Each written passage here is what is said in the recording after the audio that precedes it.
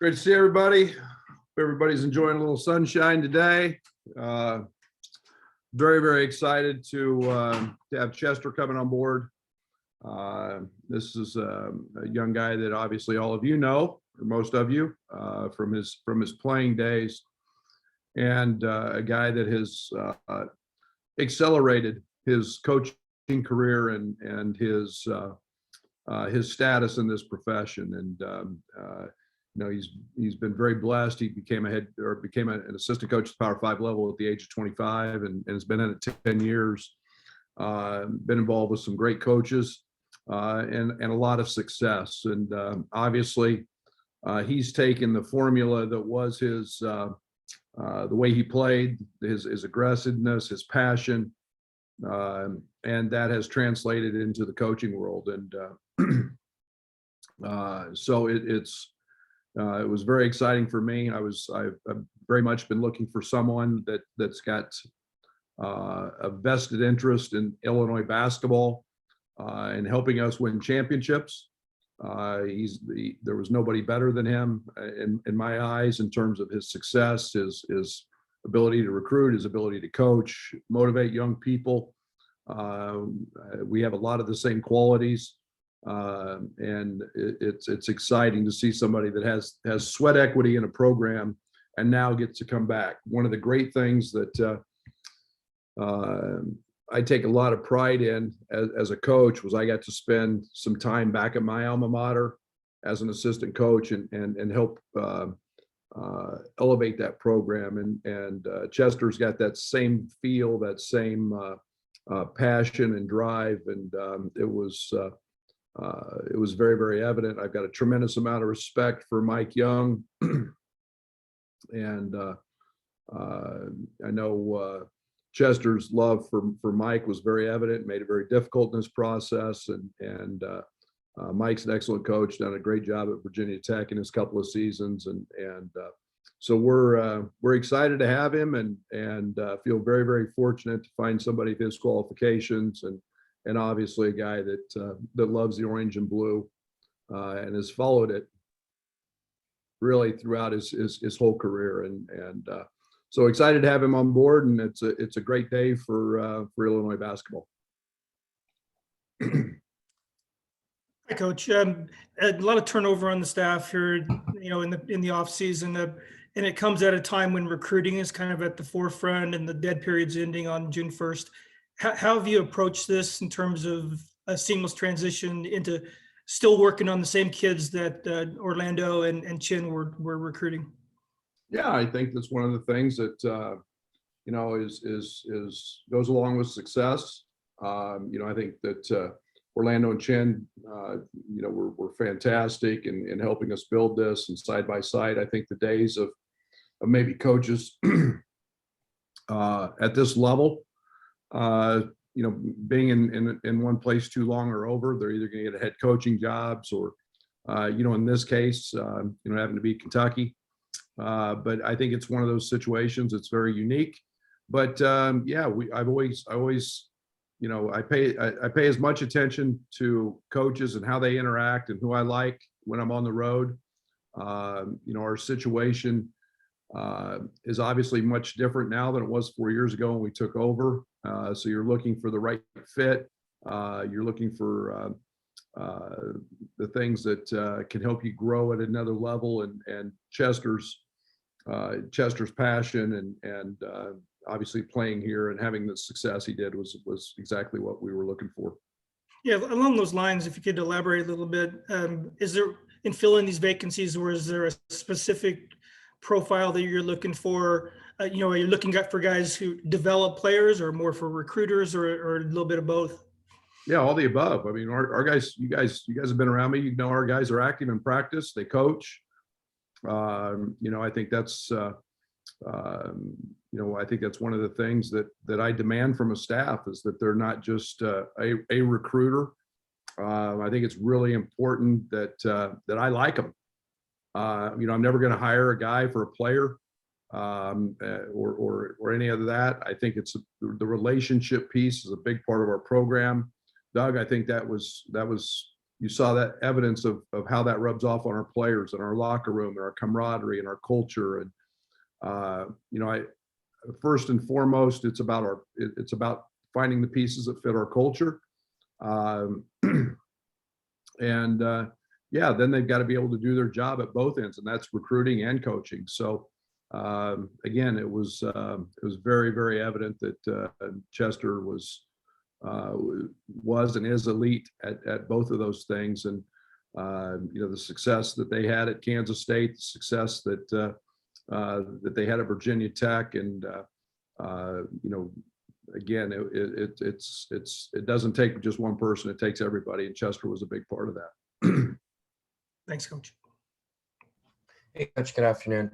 Some of the guys on the previous staff, they spent a lot of time recruiting in lots of different areas across the country and even internationally in some of their cases. How important is it for you to have an assistant that isn't pigeonholing themselves into just one area with the connections and the relationships they have? I think every coach that we talk to has got places that they feel comfortable. And you go and you recruit those areas, and you can find contacts in different parts of the world, different parts of everybody has had success in recruiting, or they don't get to this level, and they always have a little bit of a niche, whatever it is, but that'll continue. And Chester's got the people that he likes and knows, and our brand is extremely strong. That's one of the biggest changes in the last 4 years. Is our brand now has some meaning nationwide, worldwide, and I think that's something that we can continue to sell in all corners of the world. You mentioned a little bit earlier Chester having, quote, sweat equity in the program. How much do you think that can help him on the recruiting trail with his connections and his passion for this place? If I'm any indication, and I know how it was with me, a lot. And he's a lot better. He's a lot better than I was in terms of the player, and he has tremendous passion for this place. And man, we sell passion. We demand it. So there's no doubt that will be a prominent piece of everything he does on the recruiting trail. Thanks, Coach. I appreciate it. Hey, Coach, hope you're doing well. In these opening weeks of the job for Chester, what's been your guidance or direction? What do you want him to focus on, and what are you guys looking at here in these first few weeks of him being in Illinois? Well, there's so many different things that have to happen when somebody takes over. I always worry first and foremost about his family, and making sure that there's a house to sell, there's kids involved, there's a spouse, there's comfort, and yet you've also got a job to do, and that's contact with recruits. Today's world, he loves Mike Young. It's also making sure that the exit there is handled properly. But he's coming at a time when most of our guys are gone and out of town. Finals are wrapping up, so there won't be a lot of face-to-face with our guys at this point. But it's those will all be phone calls that'll have to happen, generating recruits, talking about the next level of recruits. And then as we move forward, we'll start talking continually about June, having unofficial visits. I think we've got, a timeline coming up here. We'll find out exactly what the summer recruiting looks like. But and we'll just continue to build from there. So it's not a one-ended thing. There's multiple things. It's very, very hectic for him at this point, and he's handling it great on a lot of fronts, from family to the recruiting and the getting to know the current players. You mentioned the qualifications that you liked out of Chester and the vested interest. What else are you prioritizing as you work to fill out the rest of the staff? Yeah, and I think it's guys who want to be and help Illinois win, and I think it's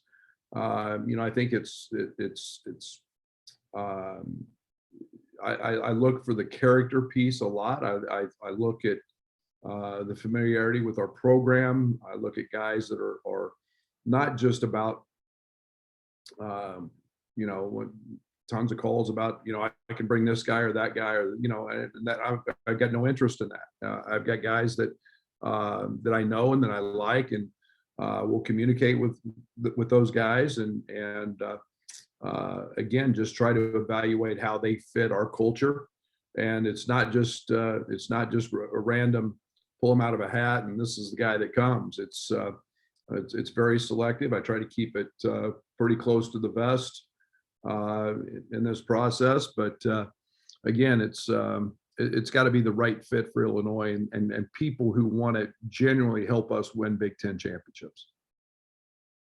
Thanks, Coach. Hey, Brad, those of us who watch Chester as a player probably aren't surprised you and him meshed philosophically. He's such a hard player, toughness. He's all about that everyday guy. How much did you know about that, or how quickly did that come through, and how important was that in bringing him on board? Hey, damn, the half court handshake with Eric Gordon. Are you shitting me? I mean, he blasted that dude. You don't think that didn't fit with me? That's we're rocking right there now. No, that's those are the connections you've got to have. That's the vibe, and that's the when you're trying to put the right pieces together. You look for guys with that fire and that passion, and then you combine that with the orange and blue and the love for a university. And this is the day that the tennis and golf won Big Ten championships. He texted me, and I was following the golf on my phone, and he texted me that they'd won Big Ten championships. I mean, that's how much this guy loves orange and blue. And so yeah, and the personalities fit. He's a great defensive mind, and that fire and that passion are something that resonate with me a great deal. What do you think he adds as a defensive presence, guy who excelled at the defensive level for your younger guys, and obviously even, DeMonte and Trent as they come back? Yeah, I think he's a guy that understands it. He gets it. He's very dialed in on that end of the court. It's something that he takes a lot of pride in, and knows how important it is. He's been with guys, with coaches that have been very good there, yet he's willing to want to expand and do some different things, and has different ideas. And but at the end of the day, there's a toughness and a grit that is just something that resonates with him, and it does me, and it's why we had success this year. And he's great at it, and he passes that on to young guys as a way to really be effective as a coach. Thanks, Brad. Hey, Brad. If I'm right that this is sort of like a crossroads for you at Illinois, where at the same time you're moving on without your best couple players, and also having to rebuild the staff a little bit, is that daunting? What is your disposition toward that challenge at this time? And in a greater context, is it just sort of harder to stay there than it is to get there once you raise a program like this? I don't know. I did it at SFA. I don't, I believe me, the climb's hard. Everybody, we're going to find out. I think the one thing that you're doing is you're in a league with great programs, great coaches.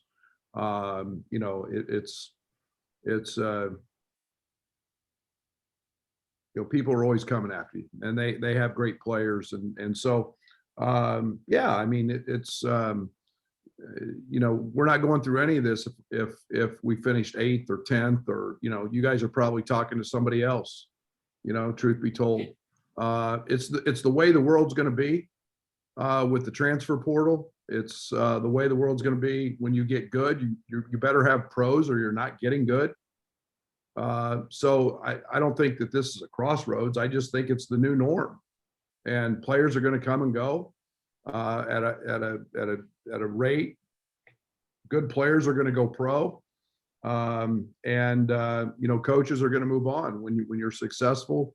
Guys are going to become head coaches and move. I think if you have coaches, I'll be shocked in 3 years if Chester's not a head coach someplace. And I think that's the new norm, and I've accepted that. I'm ready to go with it. But I'd much rather be doing it from the position we were in, winning 16 games, than trying to do it from the bottom.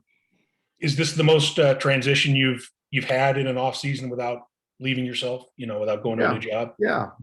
And I think there's no doubt about that. And I've been pretty fortunate that way to only lose a guy here or there.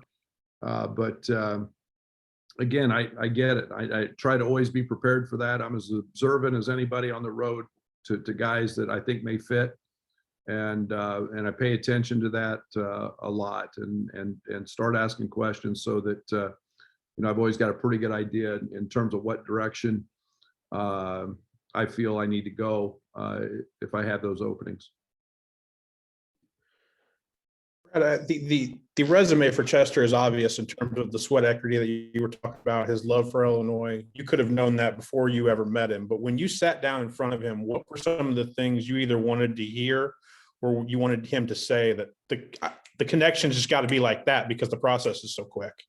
Well, he's a guy that you have to be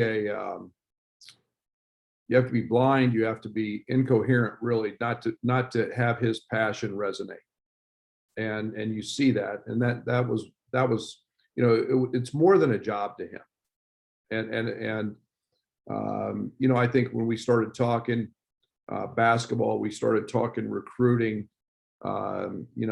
it matches with the success that the programs he's been involved with had. And I think the hardest thing to find in today's world is winners.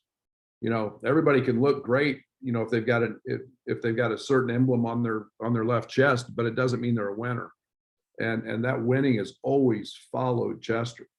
And whether it was the 3 or 4 years here, they were in the tournament, and whether it was the Elite Eight run at Kansas State, the great success they had at Virginia Tech in a very short. Winning's hard to find, and you just don't. I don't take that lightly. And you started pairing that with his passion, and it was pretty obvious. Can you give us any insight as to what the courtesy call was like when you made it to Mike Young? And was there like Mike's never been classified as anything but a classy guy, but was there like damn it, I knew this was coming?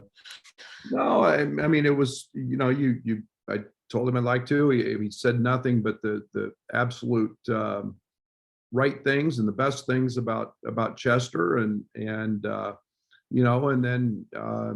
he did what anybody should do. He tried to fight for him, and again, that's the relationship and the respect and that those two have for each other. And Mike's a dear friend, and Tyler visited there out of high school, and so I've known Mike a long time, and I have so much respect for the job he does, and I'm sad for him because I know what Chester meant to him, and that he's losing a great coach and a guy that has become a great friend of his. So I feel for Mike.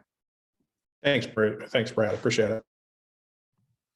Hey, Brad, was Chester one of those guys on the road that you identified as maybe if the opportunity comes across down the line? And if so, do you remember what that was? Or I guess, how did you guys get into connect for this position? No, Joe, I started paying attention to him because he was at Kansas State. And that's obviously my alma mater, a program that I followed, very, very closely.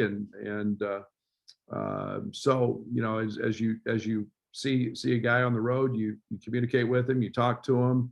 And those things are great. And, you build a little bit of a relationship, but then when you start, seeing the continued success, and you start watching how they interact, and then you see him expand and grow and take on a new challenge at Virginia Tech with a guy like Mike Young. And now I know Mike, so I'm character-wise, I don't think we're a lot different. And now all of a sudden that fits and that works. And so it just is, it's one of those things that I paid attention very early to him, and kind of always watched out of the corner of my eye and watched his involvement in the success, and here we are today. I know you said this is kind of the way that college basketball is, with changes happening, frequently for all programs. Was any part of this surprising to you, just given the timing of two guys at one time to the same place? Or I guess, when did this start to maybe become clear that there would be this kind of change for you? I don't know what the date was. Sometime when I was on vacation, which pretty much means I got to redo that with my wife. But there's no time in today's world to really take a breath. 10 years ago, 8 years ago, 5 years ago, whatever it was, this would be a time that, we knew what our rosters looked like, and we knew what things were much more settled. Things are much different today. So I'm not, Joey, I've come to the conclusion that always expect the unexpected, and I'm always going to be ready to roll with whatever comes, either way, in any scenario. Thanks, Brad. Brad, you mentioned, Chester getting that K-State job at 25. Just how do you think maybe, having to, maybe going from playing overseas into having to figure it out, D1 high major program, back to back, just maybe help shape who he's become as a coach? I'm sure it had to impact him. I mean, one of the hardest things to do sometimes is transition from player to coach. But one of the things that was very evident, and when you talk to people around here, was his leadership qualities. You're talking about a guy who was an unbelievable leader and had so much respect from so many different players. And yet when you take on that coaching role and you have those innate abilities anyway to lead, those things become almost second nature to you. And, it's easy to see why he was very, very successful at a very early age. I guess this may be the first time we've talked with you since the NCAA passed, the legislation for the one-time transfer. But I guess, how much have you seen that already impact recruiting before it became official, and what might it continue to do over the next couple of years? Considering I spent 5 hours on a Big Ten Zoom this morning with league coaches, we don't have near enough time for that, Scott. I think that there's going to be so many unintended consequences that come out of this thing. It's something probably for a different time, but it's going to be the new norm. So it's more general manager right now than coach, and you're filling a lot of hats trying to put the best team together, and there's a lot of coaches out there doing the same thing. Thanks, Brad. Coach, in your first 4 years, you talked a lot about culture. You've said that word probably more than any other. And these two assistants that just left were the two that had been with you at the beginning. And over those 4 years, you built from 12-win team to 21 wins to a 1 seed, and you kept pointing back to that culture. It's built, it's building, we're getting there, we're building what we want.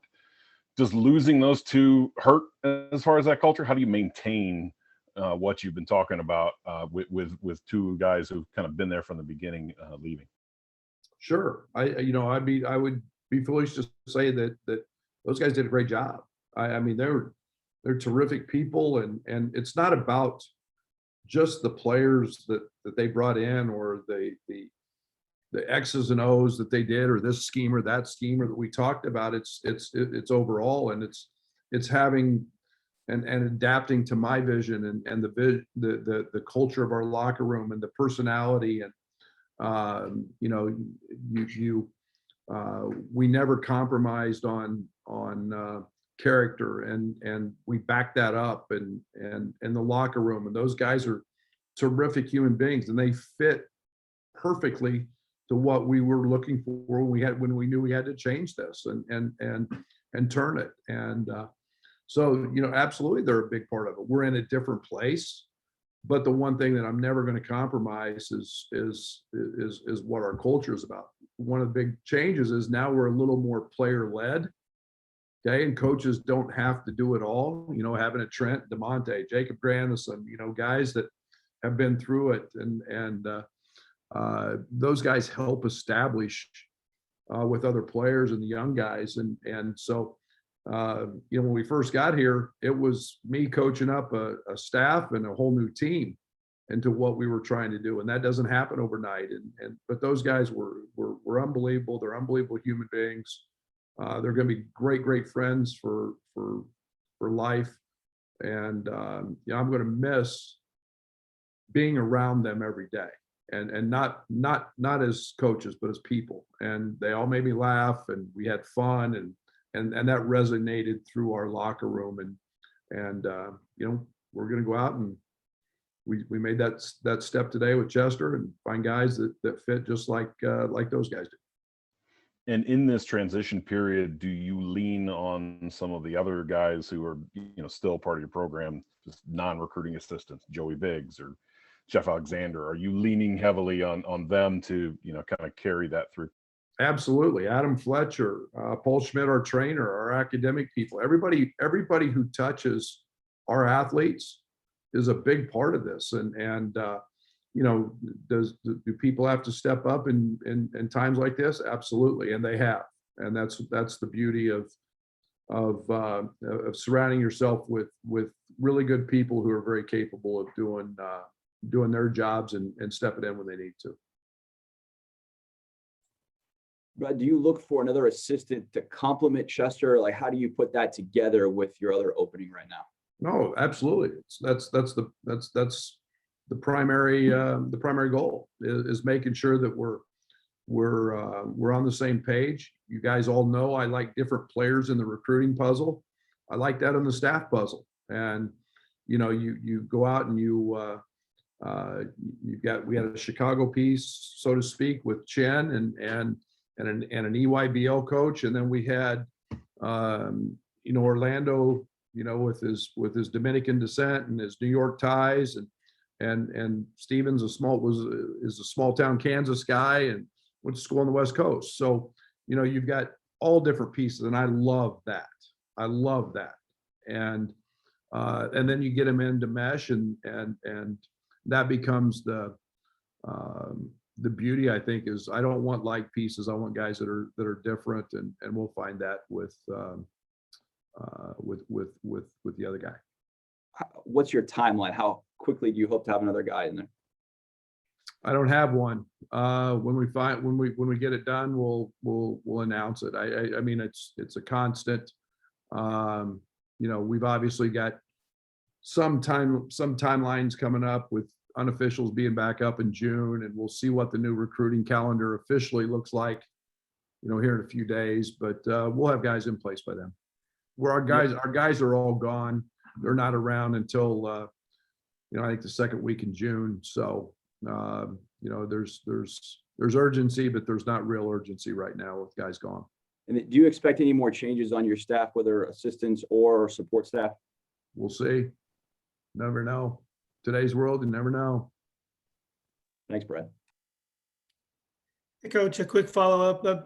In vetting the candidates to fill these openings, what kind of feedback are you getting from coaches around the country, and in terms of how desirable of a job it is, and how competitive of a budget do you have to fill out the staff? Doug, the worst thing, and this is something that I don't like. I don't like not returning calls, not returning text messages, not returning emails. I literally have so much interest. There's no way. There's no way I could return them all.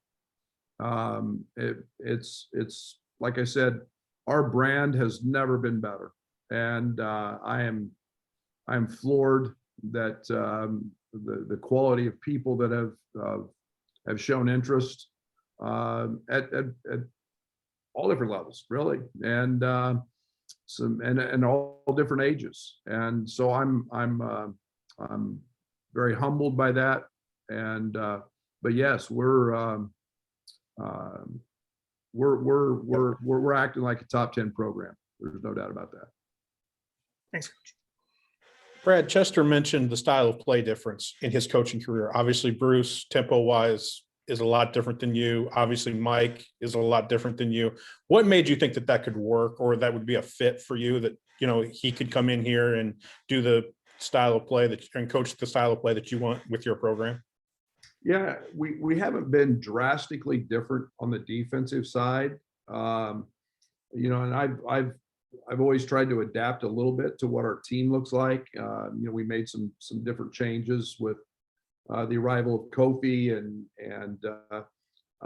but you know, I think offensively, you know, we play quite a bit faster than maybe the two that he's worked for, and that's okay. That's pretty easy. The concepts aren't drastically different, and you know, so we've talked through a lot of that in recruiting, and again, he'll be fine there. Thanks, Brad. And Brad, I'm curious for you, you know, as Chester kind of moves on to a new staff in your coaching career, how much did working for maybe a series of different head coaches kind of help you to kind of develop, you know, your style and system? Tremendously. You know, but I've always said the one thing that I always fall back on is winners. And I was so blessed as a coach. I mean, whether it was my high school coach, whether it was my year in junior college, whether it was Hugs, Frank, playing for Jack Hartman, they were all winners. And that's the one thing that I always go back to. You adapt your style of play to your personality and what you're comfortable with, and what your team needs. And that is, again, one of the major attributes of Chester. I mean, he's won as a player, he's won as a coach, and I don't take that for granted. And you guys know it's been a big part of our recruiting over the years. And Open Turn this was recruiting guys that win, and that doesn't get near enough play in the recruiting game, in my opinion. But it's very important to me. Thank you. Hey, Brad, Chester talked about loving your speed and talking about playing at a deliberate pace at Kansas State, which we were all expecting him to talk about. I don't know how to phrase this question. Is his interest in learning new things a great sign? Is it? Yes, yes, because I want to do the same thing. I mean, I say this all the time. I want a staff who challenges me, and I don't want to put myself in a box and just be that guy. To me, the game's not about that. I mean, I think every NBA team adapts every year. Trades are made, personnel changes. You've got different pieces. I love the makeup of what our team is right now. I think that that excites me. I think the ability to play fast. I think the ability to do some things differently on the defensive side excite the heck out of me. So I love people who aren't defined by just one thing. They've got the ability and desire to continually want to learn and change. That wasn't cogently phrased. I'll try again. We think of him as a defensive guy. Yeah. And so we think of him as a guards coach. So what is he going to do? What are you going to help him do to expand beyond that reputation? Yeah, I think everybody dives into all of our guys, and I think we'll you know, obviously his expertise is on the perimeter. We'd be foolish not to put him there, but you know, as is you know, Chen moved around this year and did some different things. We haven't left guys in necessarily one spot. So you know, it's Orlando's expertise and his comfort was with bigs. You know, so but it doesn't matter that they may have a great idea to get, you know, O may have had a great idea to get Io a shot in a different way, even though he didn't coach the guard. So our guys have those freedoms to not just be stereotyped to who they are. All right. Thanks, Brad. Hey, Coach, I had one more for incoming players like Brandon and RJ, Omar Payne, where O or Chin might have been the lead assistant on them. What's communication been like with them? Have you gotten answers from some or all on what they plan to do? How are you navigating that process? Yeah, it's communication, and I think it's one of the things that, the transfer portal has given some young people an opportunity to explore. I'll say that these guys have been great. They knew what they were getting into. Assistant coaches are like frontline workers. They build the relationships, and in today's world, especially with the transfer portal, it's speed dating. And we're not as, we don't have multiple years. And I think one of the things that excited me with this group of guys is we knew what we wanted to sign in when this school year started. We've continued to recruit those guys because we knew they fit, and so they felt very comfortable. And again, you just sure there's a certain transition, but the program is what it is, and those guys have all been great, and filling out applications and moving towards being here in June, and we're excited about that. And when we get staff hired, they'll build great relationships with them, and again, that's where the essence of the program and the vibe of the program hasn't changed. Thank you. Brad, I had one quick follow-up. Chester talked about how never winning a Big Ten as a player really haunts him still. I'm assuming that came up pretty early in your conversations. What's it mean to you to see that much out of him? I mean, that was years ago by this point, but it's still with him.